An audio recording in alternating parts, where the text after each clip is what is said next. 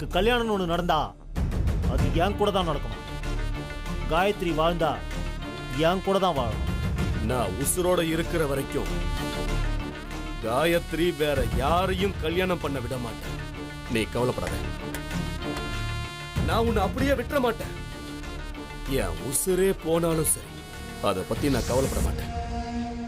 அந்த ஆறுமுகம் பைய திமிர அடக்கி அவன் தங்கச்சிய தூக்கிட்டு வந்து உனக்கு கண்டிப்பா கட்டி வைப்பேன். ஓகே சிவா, அப்ப நான் கிளம்பட்டுமா? சரி.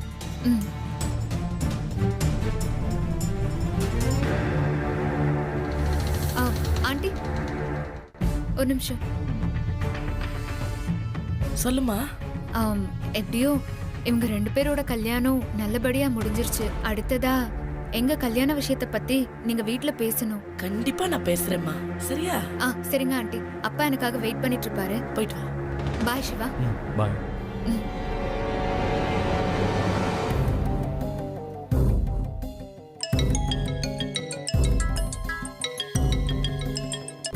சொல்லுங்க சார், ஒரு எமர்ஜென்சி கேஸ் சார். உடனே நீங்க ஹாஸ்பிடலுக்கு வர முடியுமா? என்ன ஆச்சு?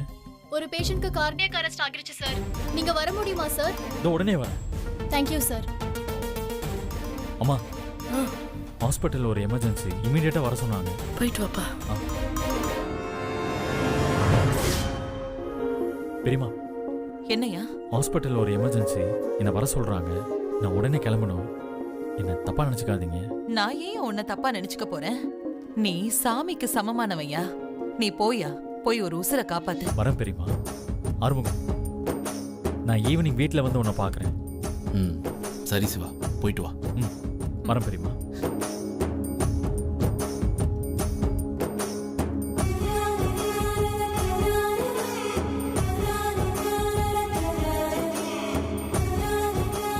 அண்ணே, பொண்ணு மாப்பிள்ளையோட சேர்ந்து எல்லாரும் போட்டோ எடுத்துக்கலாமாண்ணே? எடுத்துக்கோமா. சாரதா வா. மகா வா.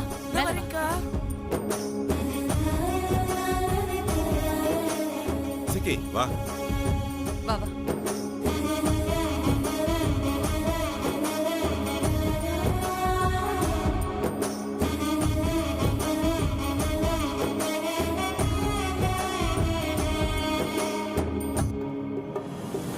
நான் இவ்வளோ சொல்லியும் நீ அந்த ஆறுமுகத்தை கல்யாணம் பண்ணிக்கிட்டல, என்னை மீறி எப்படி நீ அந்த வீட்டில் வாழ்ந்துடுறன்னு பார்க்குறேன்.